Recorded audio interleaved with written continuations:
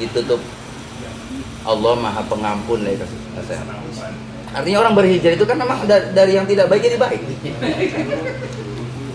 Habis itu bersungguh-sungguh diampuni Allah.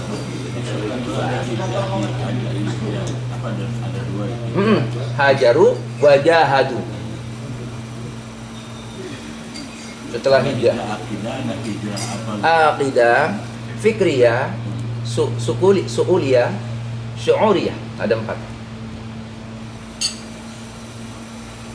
Dalam bentuk apa? Jadi dalam berjihad ini.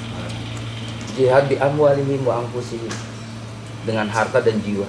Kalau yang punya harta kayak sahabat Utsman, ya kan? Abu Bakar setengah hartanya, Utsman semua. Sayyidina Muhammad tuh nggak ada, sahabat Ali tuh nggak ada tinggal sedikit harta tuh. Ada sahabat minta kasih, termasuk sahabat Abdullah bin Mas'ud. Beliau mau meninggal dunia itu, hartanya ditasarufkan di jalan Allah, bagi-bagi rezeki sama orang. Kenapa? Ya itu yang sebenarnya harta kita. Lalu ditanya, engkau mentasarufkan hartanya semua, nanti gimana anak cucuku? Ditanggung sama Allah. Nggak ada ceritanya orang suka bersedekah miskin, nggak ada. Orang tuanya rajin sedekah, bisa jadi anaknya nanti dikayakan. Dan kata yang menarik lagi, kata sahabat ini, nggak mungkin anakku bakal miskin. Karena apa? Aku sudah wasiatkan kepadanya, dawamkan surah Waqiah. Jadi kalau kita baca surah Waqiah nggak bakal miskin, nggak bakal miskin. Dan tentang masalah akhirat. Akhirat padahal. Karena apa? Kita kudu orientasinya ke sana dulu. Ya. Walal akhiratu khairu wa abqa. Kehidupan akhirat adalah abad-abadan. Ya kan? Khairul laka minad dunya. Akhirat lebih baik daripada dunia. Begitu. Jadi akhirat dulu kejar. Baru nanti dunianya akan dikasih sama Allah. Kan rezeki ada 2, Pak. Ada rezeki yang tajrid, ada rezeki yang kasab. Ada rezeki yang datang sendiri. Itu orang-orang pilihan Allah. Para kiai, para ajengan, ya kan? Orang-orang yang dicintai Allah, orangnya di rumah, Pak. Tapi nggak pernah habis beras. Gula uang nggak pernah habis, bahkan berbagi-bagi uang. Karena tadi diketuk hatinya sama Allah. Datang ke ulama orang saleh. Ini nggak ada yang miskin. Saya punya guru, Ki Mukhtar, itu semua anaknya minimal doktor, Pak. Ada yang profesor. Kiai, nggak kerja apa-apa, cuma ngaji kitab. Ya kan, beliau banyak mujahadah tadi. Berzikir, berdoa. Ternyata Allah kasih rezeki min haitsu la yahtasib. Dari arah yang tidak disangka-sangka. Pengen punya mobil, ujug-ujug jamaah, ya kan? Ada yang datang, kiai mau mobil apa? Bisa bagi Allah. Pengen umroh, kangen kiainya, ditawarin sama jamaah. Kebetulan saya pengen umroh kiai, ngimpi sama kiai mau nggak? Bisa, nggak ada yang nggak bisa. Kalau kita miskin Ustaz, tapi kayak hati. Allah, subhanallah. Lebih bagus sih. Ini kepada DKM kalau ngomong nusuk hadirin. Iya, langsung ke hati. Luar biasa. Miskin tapi kaya hati, kan itu ke hati. Ukuran miskin itu bagaimana Oke. sih? Kayak hati juga bagaimana Pak kayak hati itu? Iya. Jadi ya. Ada 2 pengakuan miskin, ya, miskin lahir maupun miskin batin.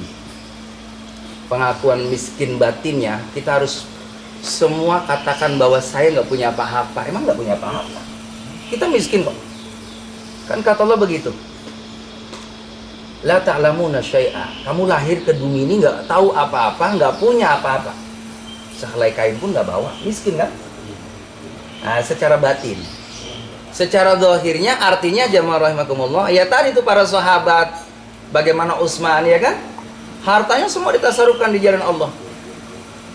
Semuanya mengakui bahwa ini nikmat dari Allah, ya harus berbagi kepada hamba Allah. Ya, jadi gitu. Artinya ada yang memang benar-benar pernyataan batinnya kita menepis semua kekayaan punya kita enggak. Yang kaya Allah. Hakikatnya kita enggak punya apa-apa. Nah, itu miskinnya orang ilmu, yang berilmu. Jadi walaupun kaya aku miskin.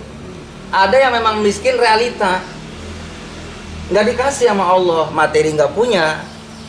Dalam Quran itu jangan kau tinggalkan anakmu dalam kondisi di'afan, lemah. Lemah akidah, lemah ilmu, lemah materi, jangan. Kita nggak tega punya anak-anak miskin, nggak mau. Minta sama Allah yang kaya. Dengan wasilah tadi banyak berdoa, dengan amalan Quran tadi waqiah. Biar anak-anak kita ada jalannya. Nggak melalui materi, prestasi. Bisa bagi Allah. Dikasih kecerdasan sama Allah. Pengen S1, beasiswa. S2, dapat pekerjaan, mapan anak kita. Begitu. Nah kita nih minta sama Allah, jangan jadi orang yang miskin atau fakir kalau bisa. Jadi orang yang kaya. Makanya dianjarkan sama Nabi Muhammad, habis sholat Jumat kalau pengen kaya, ya Ghani, ya Hamid, ya Mubdi, ya Mu'id, baca 3 kali. Habis sholat Jumat, nggak bakal fakir, nggak bakal miskin. Begitu. Ama baca La ilaha illallah al-malikul haqqul mubin 100 kali ba'da zuhur.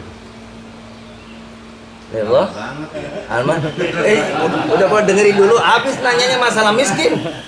Gitu. Sebelum subuh itu. Enggak, bentar tuh Pak DKM. La ilaha illallah al-malikul haqqul mubin Muhammadur Rasulullah shadiqul wa'dil amin sambil naik motor. Ada lobang. Ya, naik motor sambil nyantai begini nih hati kita.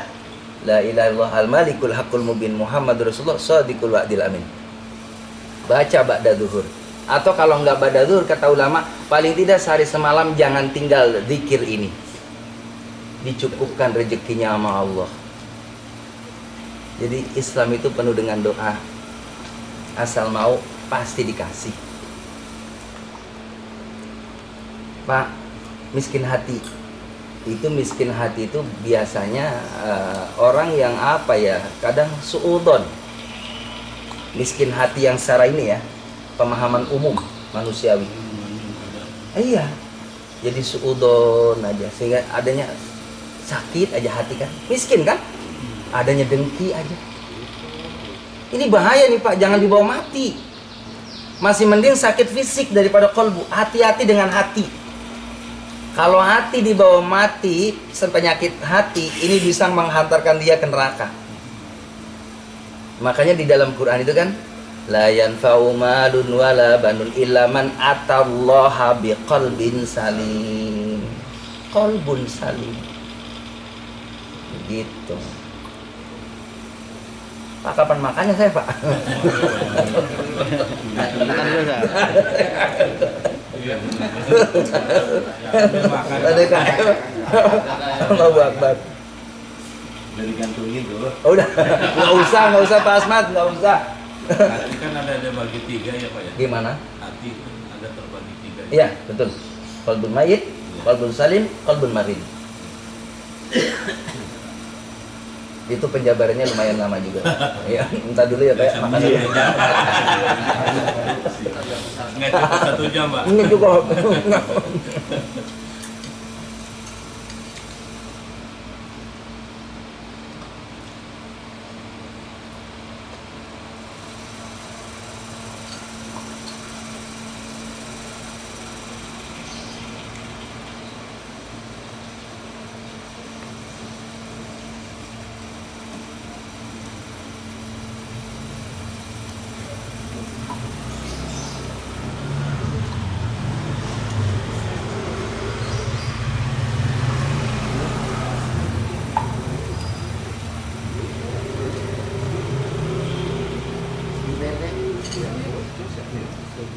Mana kota-kota hampir bambu ya.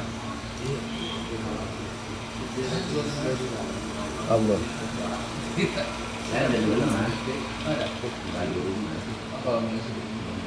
Ada.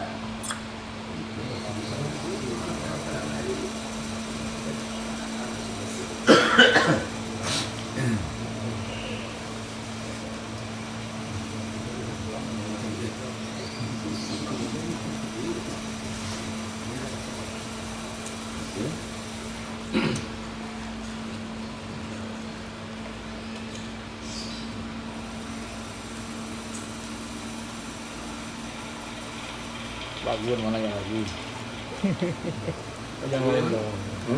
Jangan sih Pak. Udah Pak, kau Pak. Nanya mau. Udah habis Pak. Ustaz, Iya, kan kalau kita mencintai Rasulullah mungkin cintai juga keturunannya itu. Betul. Ustaz. Nah sekarang ini lagi rame orang masalah Habib ini Ustaz. iya, iya. Gimana itu? Tolong matiin. Nah, jangan Ustaz biar tahu Ustaz. Jadi gini, mengenai tentang saat ini lagi apa namanya rame gitu ya, viral. Sebenarnya ya udah qadarullah ya, sudah takdir Allah memang seperti ini ceritanya. Begitu. Ada tipe-tipe orang yang seperti ini. Ya bahkan akhir zaman itu nanti ya dari kalangan kita sendiri orang Islam yang akan melemahkan jiwa orang Islam. Maka kita ikutin aja ulama. Ulama-ulama zaman dahulu gitu kan, orang-orang yang punya sejarah, di Hasyim Asy'ari, terus lagi di Abbas kalau di Cirebon, di Hamid Pasuruan. Beliau tuh kalau kita baca sejarah semuanya adalah muhibbin ya para habaib. Ya, jadi kita dalam satu keterangan itu kita ambil mana yang mayoritas kecintaannya kepada ya yang saat ini dia cintai, itulah yang kita ikuti. Yang minoritas ya perlu kita cross check lagi, perlu teliti lagi secara ilmiah ya, sejarah. Jadi kita mau udah sami'na wa ta'na ke ulama aja yang mayoritas pemahamannya.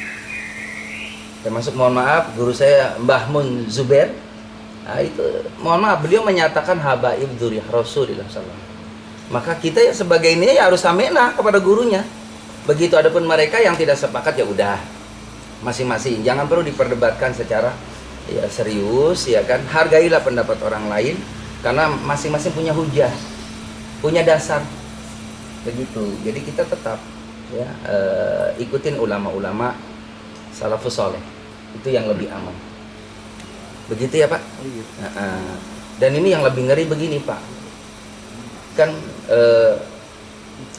kita harus benar-benar cintai kepada keluarga wa ahli baitih, kata Nabi. Cintai kepada ahli baitnya Rasulullah. Ya di antaranya yang sudah diakui oleh ulama dunia adalah para habaib. Ya, dari turun temurun.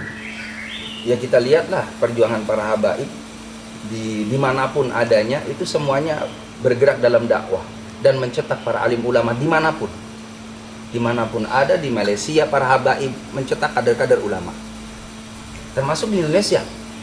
Di Indonesia ini para ulama, para asatidz yang mendirikan majelis taklim di mana-mana, ini banyak ya yang bersanad kepada para habaib ilmunya. Dan habaibnya itu ke Hadramaut Maut, Yaman.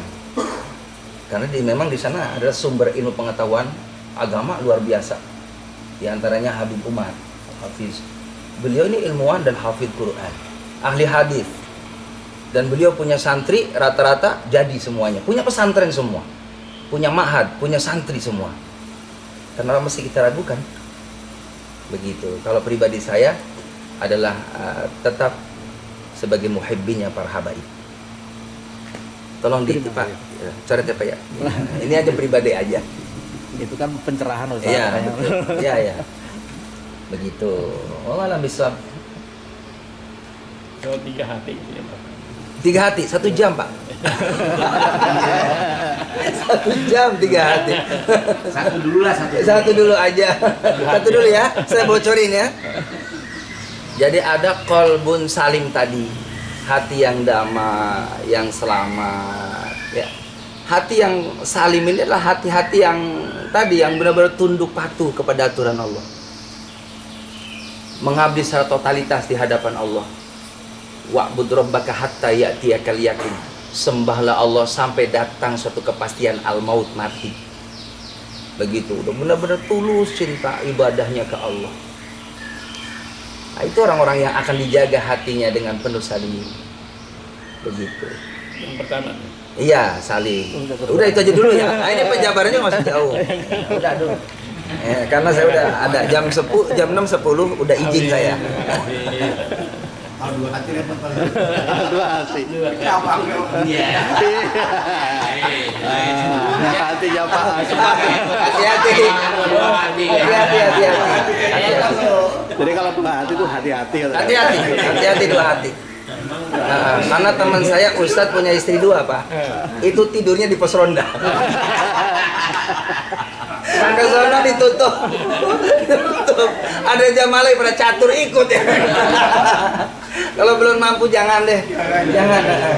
Kecuali udah mampu ya. Iya, tapi kata guru saya, kalau Ustadz belum punya istri dua, belum kiai. Maaf ya. Dihapus. Dihapus. Takutnya istri saya sok lihat Pak. Ini Abi kok dari khairu ummah. Ada ini repot. Abi aduh punya cita-cita Abi. Kalau Pak Ahmad ini mantan supir. Oh iya. Di mana ada susu di situ Pak. Aduh. Astagfirullahaladzim. Iya susu putih Pak ya. Oh, coklat.